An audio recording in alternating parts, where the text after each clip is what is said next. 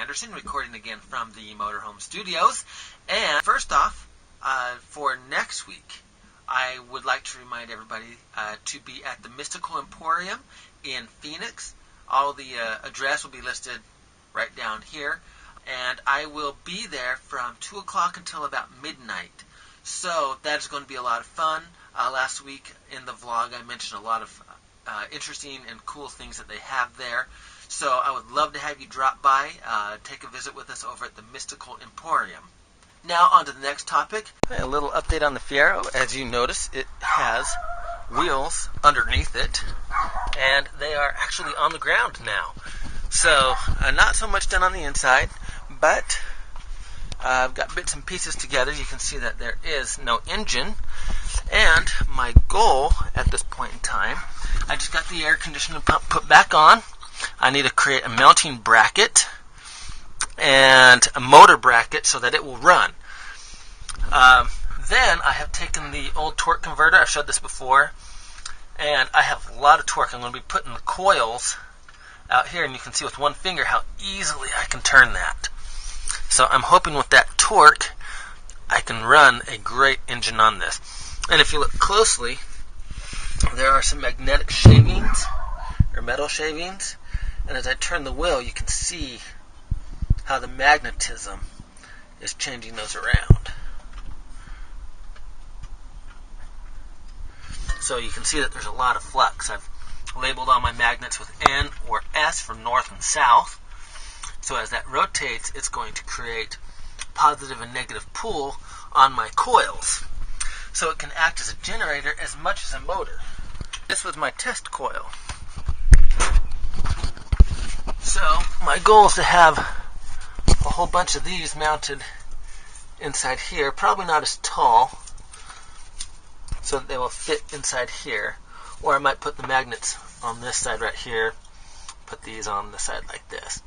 So right now that's how it's looking. The whole thing is kind of put back together, and I'm in the process of learning all the code. It's all the little stuff that I'm working on that you don't see any progress on, but it's required. And that's kind of sometimes a frustrating stage at any goal, is you have to do all that research, study, learn, prepare. Everything from the goal process that I've mentioned in my earlier blogs. At that stage of the goal process, you don't see much progress. At least you don't physically see that much progress. But there is a lot going on. There's a lot of information going in, sorting things out, figuring out what is needed, what is not.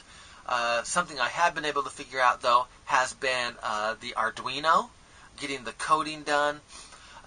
Just so you know, this probably won't make sense to many of you who aren't into the electronic kind of things. But an Arduino can only run a motor up to 5 volts. And what I want to run is more like 300 volts is what I want to create my little motor to do. And of course, 500 volts is a shy shot from making that 300 volts. So what you have to do is use a MOSFET, M-O-S-F-E-T, which is a little 3-prong transistor, to be able to take the higher voltage and control it, kind of like a relay. And a relay is where you use a little voltage to control a big voltage. And I burned up a lot of pots. And when you say pot, that's capital P-O-T, which is short for potentiometer. What's that? Okay, it's a little device that controls how much current from 0 volts to 5. And the Arduino will read in saying, I have this many volts. And then it's going to tell the MOSFET to do a duty cycle. And a duty cycle is a whole other thing as well. That is saying, if I have a 100% on, then if I'm only going to do 20%, well, I'm on for 2 seconds, off for the next 8. Or if I want to do half a duty cycle, let's say it's a 10-second cycle, then I'm going to be on for 5 seconds and off for 5 seconds. If I want to do 80, well, obviously it's the kind of the same thing. On for 8 seconds, off for 2 seconds. I hope my math is right. But that is what controls the pulse width modulation for controlling the speed of the motor. So the motor only knows 200 or 300 volts, depending on how many batteries I can fit in the car, or 0 volts. So it's going to average that out to give me the average acceleration. right now I have a 12-volt battery. I don't want to move the camera, but I do have a small 12-volt battery over here from a lawnmower battery, basically. And, like I said, I burned up a lot of potentiometers. And I stole this off the old engine of the car, the old 2.6-liter engine, the gasser. And then I have this little, this is only supposed to be a 3-volt, but I'm running 5 volts through it. So as when I hook this up into the car and I push the throttle, that is going to be like 20%. I don't know if you can hear it through the thing, but right there would be about, I'd say 4 volts, 5 volts. And so if you took your foot off the throttle, it would stop. So, vroom. So you can hear it. And then as I ramp it all the way up to the full 12 volts, you can hear that sucker whining really good. So, I was able to figure out how to do that. That has taken me several weeks of researching and studying and smoking. That's not what I wanted. Well, I caught it on video. That's kind of cool. I fried a few wires apart over here. Hope I didn't kill the Arduino. Whew. Looks like Halloween again. I'm going to need new wires. Well, the Arduino itself looks fine. I may have ruined my MOSFET. And I'm going to open up the top window. That's the cool thing with motorhome, is you got the vents on the roof. Alright, now I've got the fan turned on. Blow some of that smoke around. I accidentally crossed my positive and negative wires as I was playing with my potentiometer.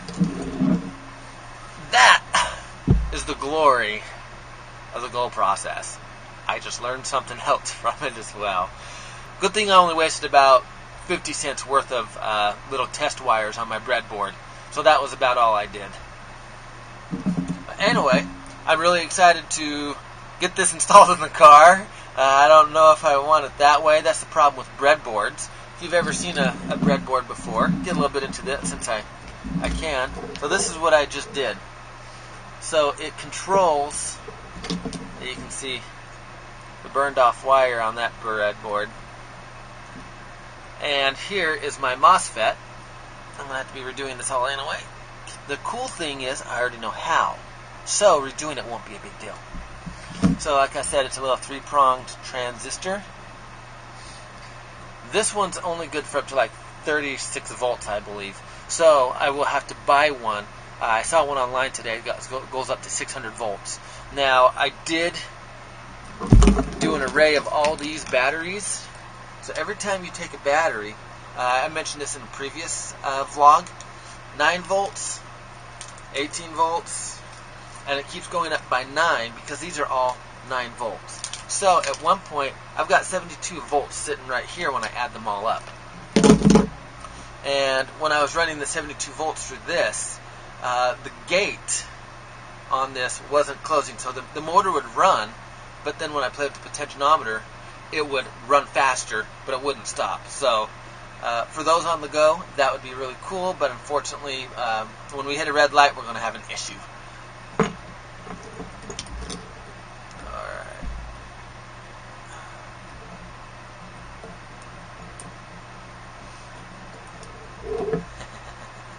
This is kind of funny. I have to laugh at myself.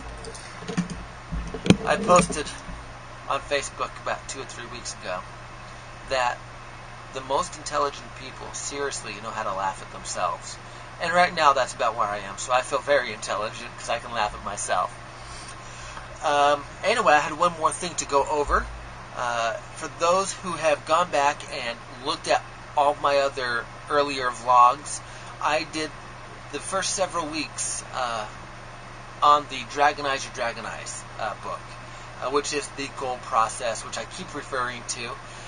And I'm excited to announce that I am now working on doing seminars and going to hopefully schools where I will be able to teach the goal process to people and have a fun and exciting seminar, something entertaining and educational at the same time. If you would like MD Anderson to come to your school to teach about the goal process with a fun, educational, upbeat seminar, just send me an email, mdanderson@dragonbells.com. Let me know that you would be interested in it. And, of course, I'm going to be promoting these, and I will show how I've used the goal process in my own life. That's the glory of the goal process, is it's so universal, and that it helps you organize and be most efficient with every aspect of your life, not just one goal. I've been to a lot of seminars, a lot of self-help books as well, and they will teach you how to set your goals, work towards those things as well. They don't diversify in the different aspects of your life. Right now I have school, I have the vlogs, I have my books, I have the seminars, I have all these different things. I've only got so much time, so much energy, and so many resources to do these. And that's the great thing with the goal process, is it will help you to be the most efficient with each one of those, with the time that you have, the energy that you have, the resources that you have, based on the priorities that you have. So, I've got a couple things to clean up here, and like I said, I hope to see you next week at the Mystical Emporium, and until then, I hope everyone has another great week.